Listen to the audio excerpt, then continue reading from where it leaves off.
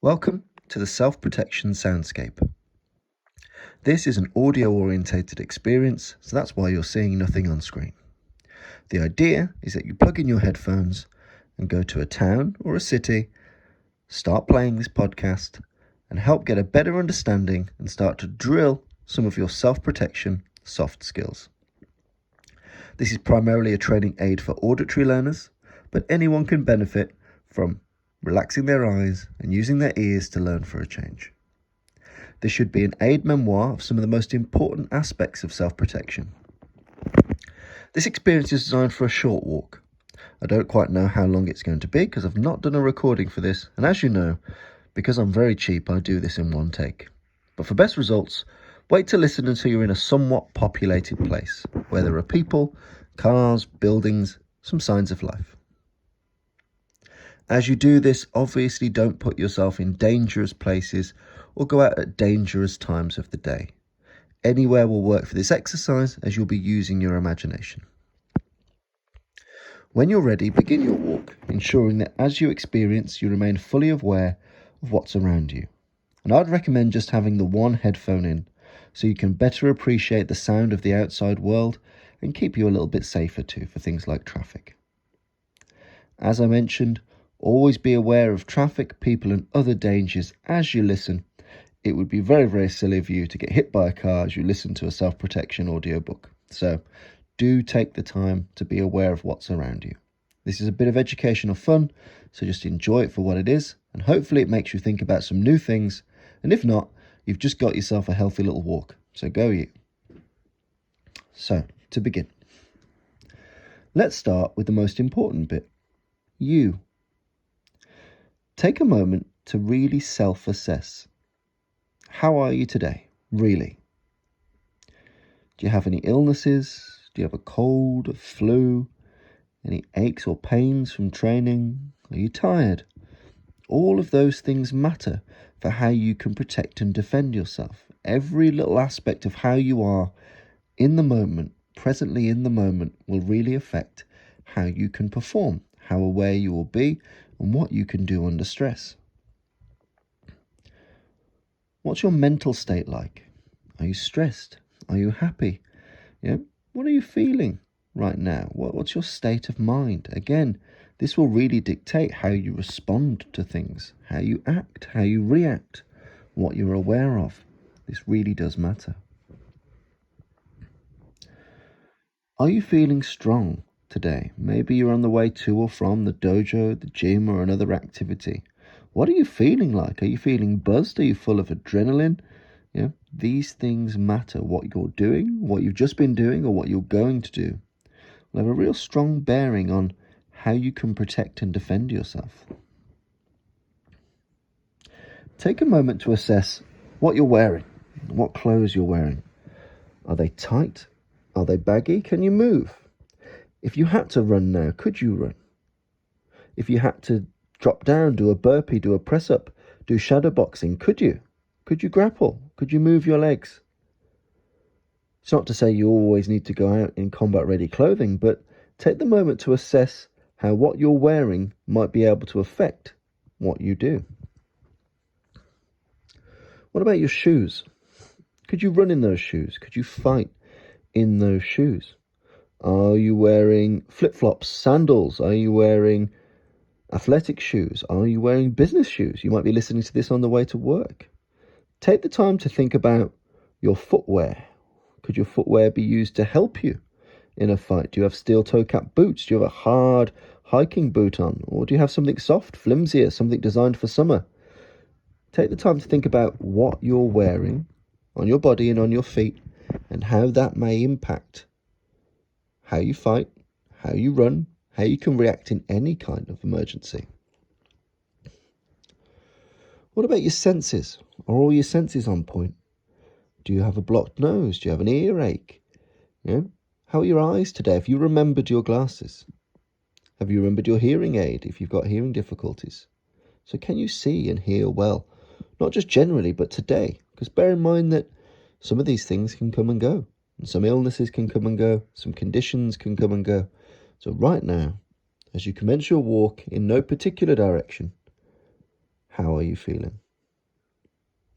Are you alone? You may be a bit of a strange person that likes to go out with family members but plug into a podcast. But you may well have taken someone with you. Is your dog with you? A child, a family member, a really, really forgiving and understanding spouse? Who is with you, if anybody? And what are they wearing? And how are they dressed? And how might that affect them? What is on your person? Have you got a phone? Is that phone charged? Is that phone sufficiently charged for the rest of the day? You know your phone better than anyone. If it's a slightly older Apple product, it's probably going to die in an hour. Is it fully charged? Is there anything else on your person? A torch, wallet, keys, watch? Do you have anything useful for self-defense or first aid or emergencies? These are all important things. And even down to your phone itself. Do you have things saved on your phone that could help you in an emergency? Do you have things like Citizen Aid in the UK, which can give you advice about first aid and what to do in emergency situations? What apps have you got? What software have you got that may help you? Try and cultivate a picture of you as honestly as possible and appreciate what that may mean for your self-protection. So from your state of mind, your health, your well-being, your clothing, the company you keep, the accessories you have with you, all of these can have a real big impact on how well you can defend yourself. So take the time, wherever you're walking or whatever you're doing, to start with a good, solid self-assessment of you.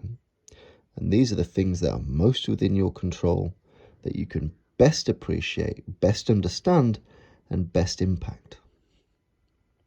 This is known as state awareness.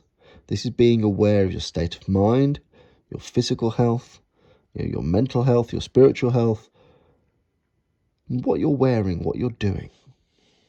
State management is you doing your best to make sure that it's optimized. So trying to manage your state. If you are in a foul mood, if you are angry, how could I manage that state? How could I adopt a different frame of mind so that my awareness is better? All of these things really do matter. So take the time to understand you more than anything else. As you can see, my current state is I've got a slight cold, but I'm still doing this anyway, with my late night DJ voice. So as you're walking around, the next thing I want you to look at is the weather. What's the weather like today? Is the ground slippery and wet? Is there snow? Is the sun shining? And does that make things hard to see? All of these things will have a real impact on how you defend yourself, protect yourself, how you might act in an emergency, and how others may act in an emergency. So take the time to really understand and appreciate what the weather is like and what the ramifications will be. If it's been raining, if it's been snowing, if there's been sleet or there's ice, it's going to make it very hard for you to run on some surfaces. If it's very hot and the sun is very high in the sky, if it's a very bright day, it may struggle. Your ability to see what's in the distance may be affected. If it's driving rain or wind, it may affect what you see and also affect what you can hear. Is it light? Or is it dark? Or is it somewhere between the two? So, how many hours of daylight do you have left? Or how many hours of darkness do you have left? Have a good understanding of the light situation. And when it comes to the weather, and where I'm based is very variable, how might it change today? How might the weather change? Do you know what the weather's likely to do where you are right now? So take the time to soak up the weather. Think of all the natural things around you. The grass, is it wet? Could you run on it? If there is grass, there may not be. Or even if there isn't, there will certainly be parks and other places around you that may well be. Has the weather changed drastically recently? So have you gone from having sleet and snow and rain into sunshine? Think about the effects that nature has on the environment around you. Take the time to think about how that might be affecting your mood. How is the sun affecting your mood? How is the rain affecting your mood? How is the wind affecting your mood? How might it affect others? What might the changes in the weather do for other people and change how they behave? If you had to, could you run 100 meters without slipping? Could you see where you're going? There's a whole range of ramifications about how you can defend and protect yourself based on the weather. So take an understanding of the natural world around you. It really does matter, both as it is now, how it was before, and how it's likely to be in the near future. The weather can make issues of even the most familiar places. The difference between night and day, wet or dry, windy or calm, can be huge to your state of mind, to the state of mind to others, and what you can and can't do. So it does pay to be weather aware. And if you are having good weather, do soak it in as you listen to this. The next facet is the world. So wherever you're walking right now, I have no idea where you're walking. But are you in a city or a town or a village? Look at the buildings. Look at the roads. Does it look like a wealthy, prosperous place? Does it look somewhere in the middle? Is it somewhat prosperous and somewhat in need of help? Or is it fully in need of help? Is it potentially a very low income area? Take the time to think about what signs are giving you that impression. What is the construction like? What are the buildings like? Yeah? Is there any graffiti or street art? Do you see any of that? Or have you seen any of that? What does that tell you about the area? What does it tell you about the local sentiment? What are people feeling? Is there any words or pictures or phrases that show you how people might be feeling in the world around you? Are people feeling poor? Are people feeling untrusted? Are people feeling dominated, disrespected? Often you can suss these things by looking at the street art around you. So if there is, make sure you pay attention, because that gives you a really good litmus test of the local mood of that area. But do take the time to soak in the architecture. What are the buildings telling you about the type of place this is? What kind of businesses are around you if you're in an area that has businesses? So think about what time it is now, what shops are open and what are closed. If you did need to go for assistance, and if you did need to knock on a shop or run through a shop or get people to help you from a shop, is it open now? Is it closed? What types of places are open right now and which would be unavailable to you later? Have you seen many cars or buses? How are people getting around? What's the transport like? Is the road very, very busy? Is it very noisy? Is there lots of pollution? Are there regular buses? Are they irregular? Is there a steady flow of cars? Cars can be your exit in and out of any major situation, but there can also be signs of huge amounts of gridlock if anything were to go wrong. So take time to think about the traffic that's around you. Think about the vehicles that may be around you. What patterns can you see?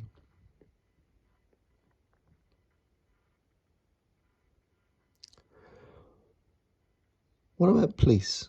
Have you seen any yet? Have you seen any police officers walking around? Any police vehicles or buildings? Or any signs even?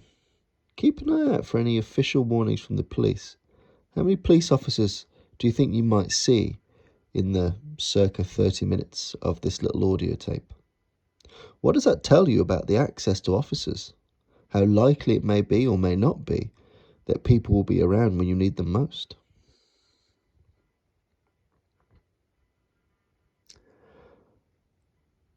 Now take in the ground under your feet right now. Is it tarmac, gravel, grass? Could you run and fight on it? What's it like? Is it even? Is it bumpy? Is it uneven? Is the road full of potholes? How could you operate on a ground like that? What are the obstacles around you if you did need to run?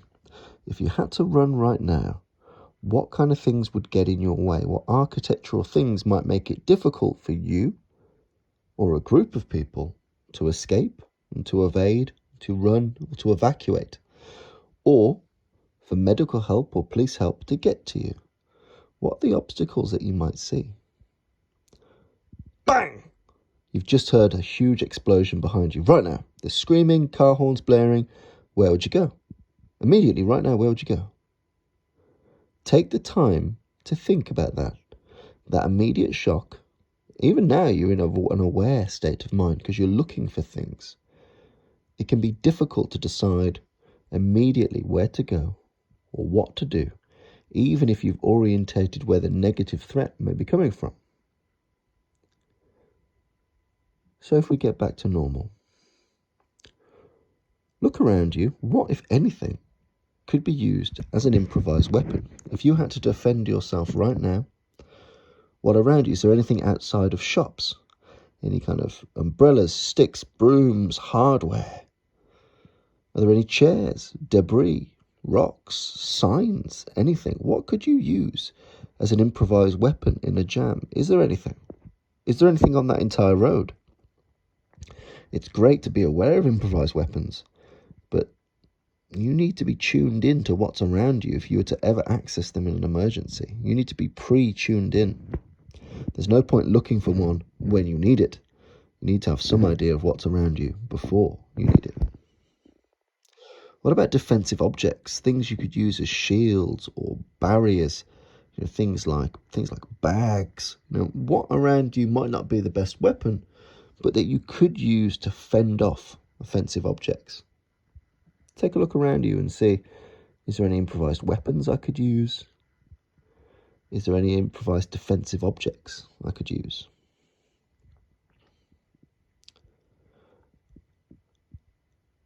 Now take the time to consider cover.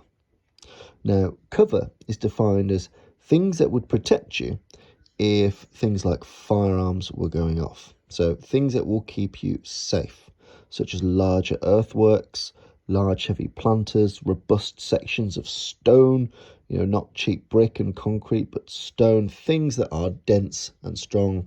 I'm hesitant to say bulletproof because that can vary on caliber and thickness and elevation and all those things and proximity, but cover is typically things that would keep you safe. Concealment is things that you can hide behind but might not keep you safe, such as cars, bins, things like that. So, for example, hiding behind a curtain could be concealment, but it's not going to keep you safe from explosions or bullets. So what around you could be good cover? What could be good protection from things that go boom and bang? What about concealment? If you had to hide, if you had to sneak away, if you had to, avoid detection, what around you could be used for that? Often it's less than we might imagine. And imagine there's lots of competition for those spaces and for those places. If there is traffic around you, let's have a look at the traffic. What's the orientation of that traffic? How fast are they going? Where are they going? Are there side roads? Would it be easy for the police or ambulances to get there in an emergency? Even a large catastrophic crash, are there other ways to access the roads you're on or near? How could that change depending on the time of day? What would it be like at 8:30 in the morning? What would it be like at 8:30 at night? Would that traffic change, and how would that affect your ability to access help or support or medical care?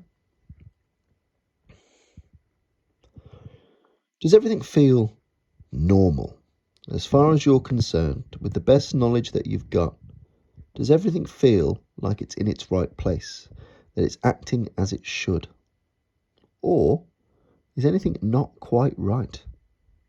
Take the time to figure out, do you feel like this is normal for the area? And if you know it well, does it broadly resonate with your normal experiences of that area? Sticking with the environment, is it well lit? If it's the day right now, still look around. Would it be well lit at night? Are there large luminescent shop signs? Are there lampposts? What is the lighting like? And how does that change? And how has it changed in your experience of this walk? How might that affect how you keep yourself safe? how you keep yourself seen or unseen. Are there any buildings of interest nearby? Have you mentally plotted any hospitals, police stations, 24/7 grocery stores? What are the useful and interesting buildings near you, and what have you seen? Are there any areas that are hard to see? Any alleyways that would make good ambush points?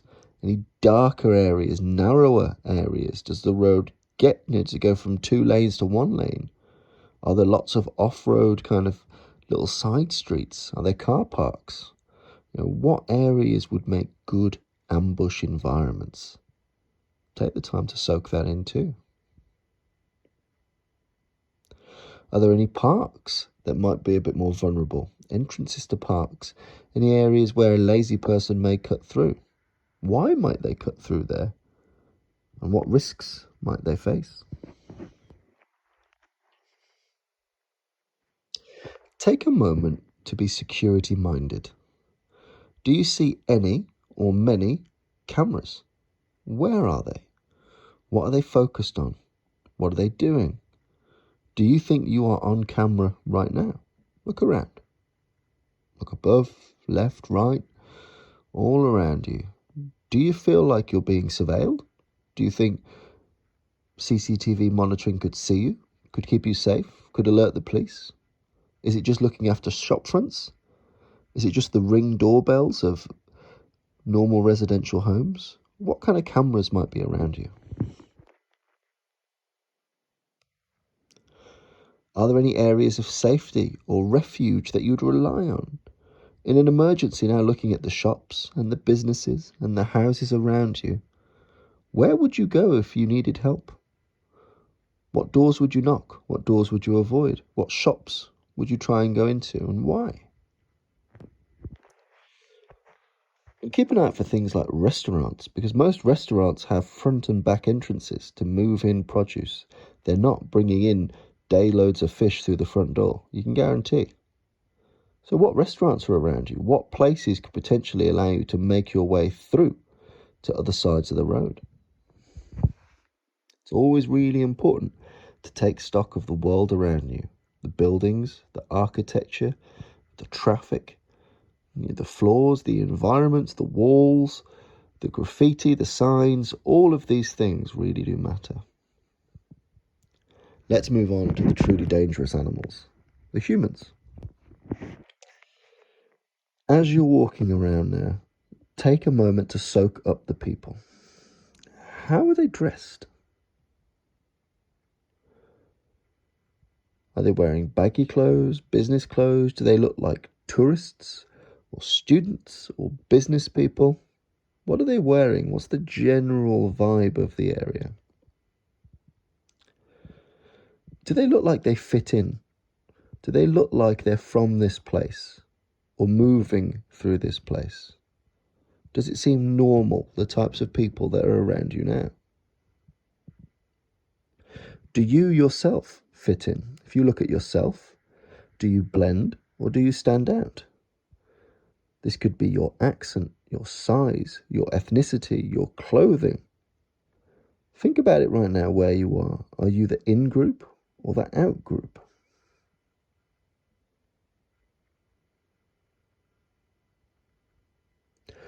What's the noise level like? Is there chatter?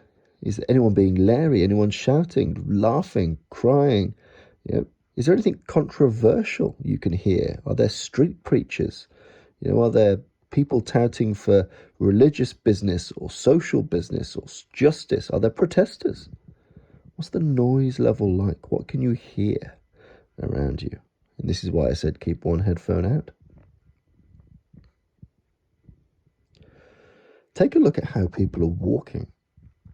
Are people walking slow and leisurely? Are they brisk and purposeful? Is anybody running or moving erratically? Take some time to look at how people are walking, what pace and measure they have, and what can you tell about a person from their walk?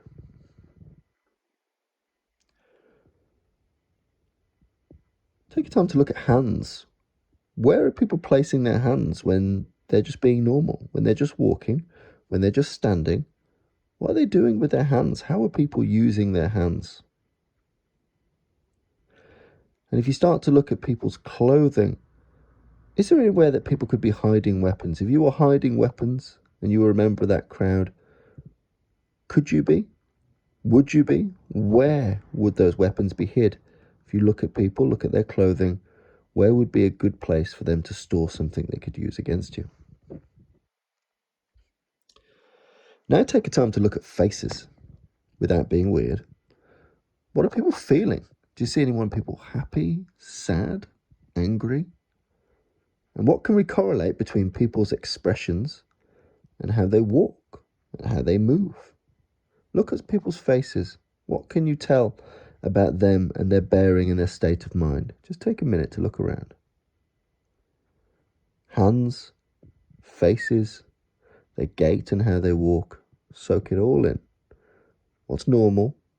What's abnormal? What can you tell about those people?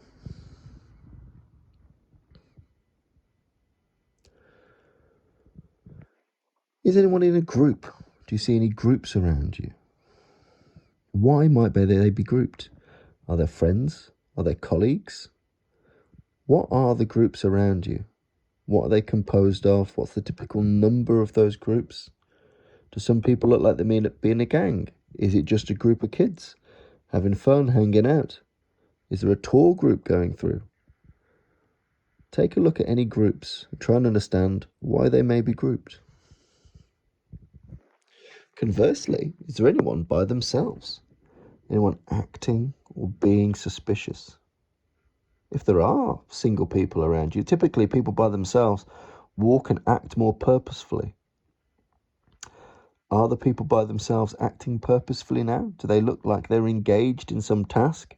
Eating, using their mobile phone? Do they look like they're on the way to something? What are they doing? So look at groups and look at individuals. Is everything normal? Is there any not quite right elements there? This really does matter. And how are the groups interacting? Is it happily? Are there any confrontations? Are there any teenagers jostling, pulling, pushing at each other? Business people laughing, taking the piss out of each other? What are people doing as the group? What's that dynamic look like if there are groups around you? In a pinch right now, if you were to ask help, who do you ask? Look around you. Who would you ask for help right now if you were in dire need of support, medical assistance, physical assistance, someone to call the police? Who'd you ask? Why? What is it about them that makes you trust and like them a little bit more than everyone else? Take the time to consider your levels of trust and what might be influencing your levels of trust. The people around you now, in a couple of hours' time, would it be these kinds of people or not? If you're there in the day, does the demographic look different at night? If you're there at night, does the demographic look different from the day? What is different and what is the same with the people given different times of day? Is there a huge change in the age, the sex, the density of the people around you, whether it's day or night? Are a lot of the areas clubs or pubs that may be filled with entirely different people anywhere after 8 o'clock in the evening? Take the time to think about how the demographics may change and what that might tell you and what you might need to be aware of. What's the general flow of those people? Where are they heading, if they're heading anywhere? Are they heading to a shopping centre, to a cinema, to a pub, to a park? Where are they flowing and where are they milling? What's the general flow of traffic? If you were to imagine it like a coral reef, where are the fish going? And if there were an emergency, a loud bang, a loud boom, something goes wrong, where do you think these people would run? Where would they go? Where do you think the most common direction would be away from any negative stimuli?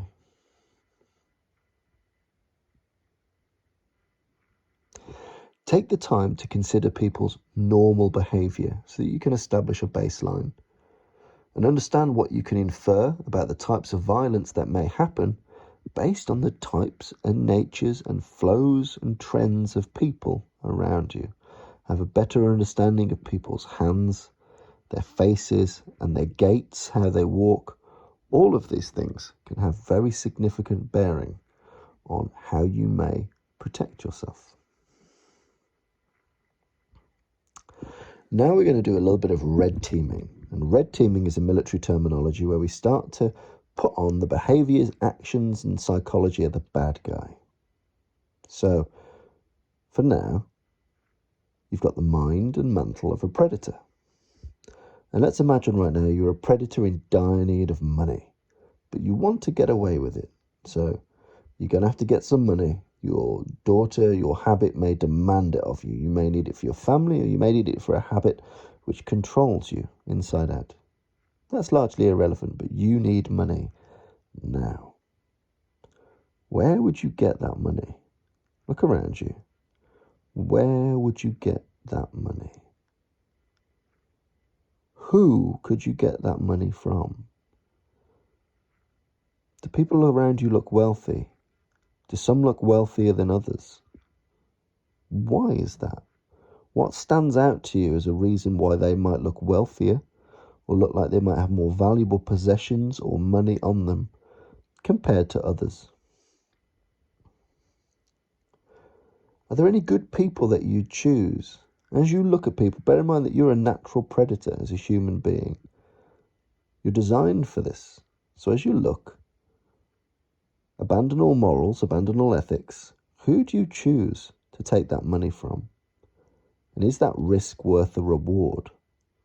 Is there a very aware-looking wealthy person, or are there several unaware-looking poor people? These are just large blanket statements, but I want you to look through the eyes of a predator. Who would you pick, and who looks like they have value? And what can you learn from that assumption? Why have you chosen those people? What are they wearing? What are they doing? Their size, their weight, their awareness level? Are they carrying bags or children or dogs? What is it about the people you've chosen as victims that made you choose them as victims? What can you learn from that? Just take a little time, correlate who's around you. Who would be the easier victim if you wanted to predate? Where would you attack them? If you look around now, if you were to follow them or watch them or wait for them in ambush, where around you would be good or better? Are there any areas where people are funneled, where they're more isolated, where it's darker? Are there areas where there are fewer cameras, cops, lights, bystanders? If you were to wait in ambush, or if you were to follow people, where would be the best environment to do some of this stuff? Let's say you're a process predator instead. So instead of a resource now, instead of a thing, instead of money, you just wanted to attack people because you're a horrible person, irregardless of consequence. How does that change your thinking? Who'd you go for? Where, why, and how? If you just wanted to assault someone, if robbery wasn't your motive but just the sheer act of violence, who'd you go for? Where are they in that environment? Take your time, pick someone. If you were going to attack, who's your victim and why is that? Could you easily tool up? What weapons around could help you?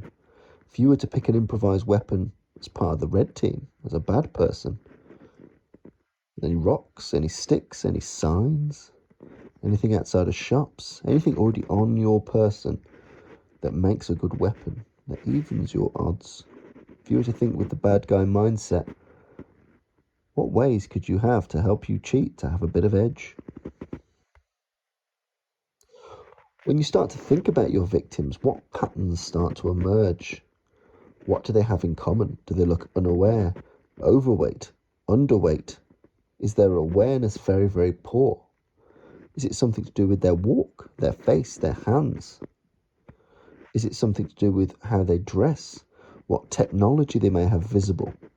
Do they look valuable? Do they look an easy target? What correlations, what patterns have joined up all of your people that you think would be easier prey if you were a predator? Do you think you could, thinking of the people you've picked as prey, do you think you could do it if you really had to?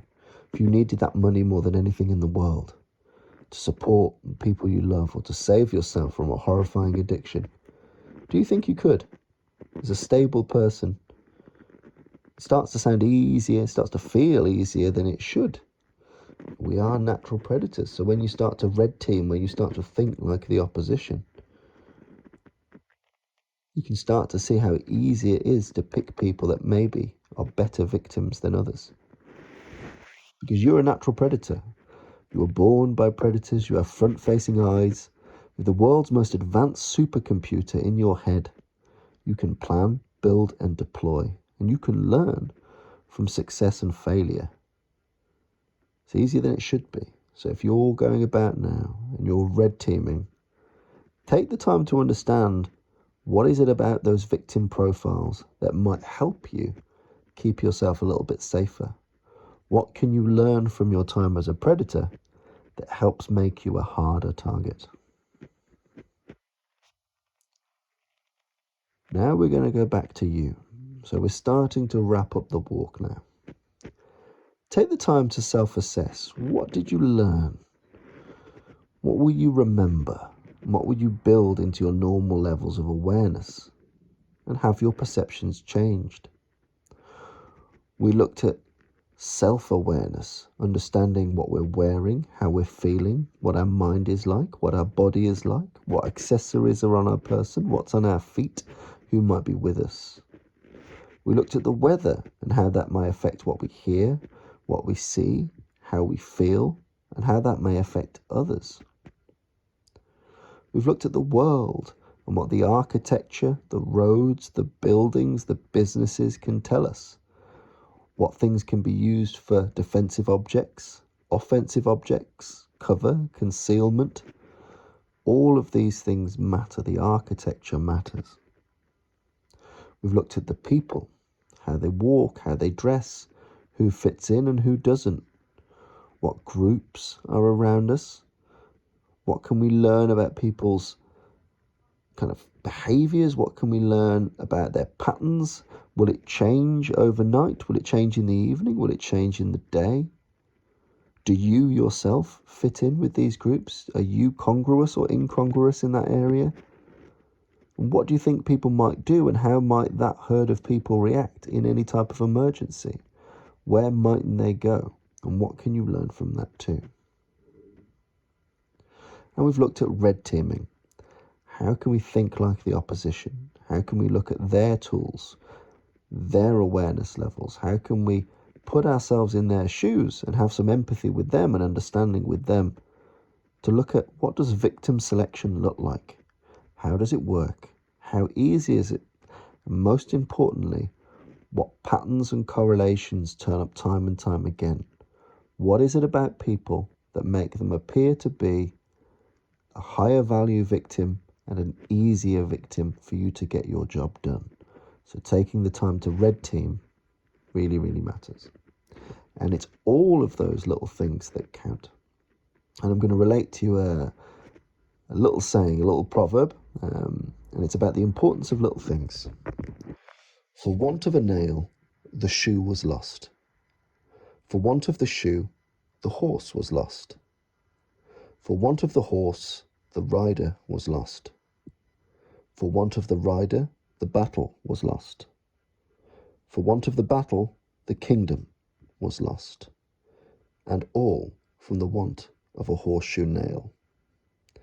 And that reminds you that some of the smallest, most incongruous, some of the most simplest things can have the most devastating effects on your awareness, your self-protection, and your self-protection game plan. So remember that story of the horseshoe nail. So you've had a nearly 40-minute walk, which in itself will have made you a little bit healthier, should hopefully have got your mindset right. So if you've learnt nothing else, you've given yourself a nice little walk. So get home, pop the kettle on and have some tea. Take up a notepad and write up what you enjoyed, what you learnt, and what might be different. If you enjoyed this, please like it, share it, and subscribe it. There'll be very few of you that got to the end, and I don't really mind. But I do hope that you stay safe, stay aware, and take something away. So thank you very much for listening. I've been Tommy Joe Moore, and goodbye.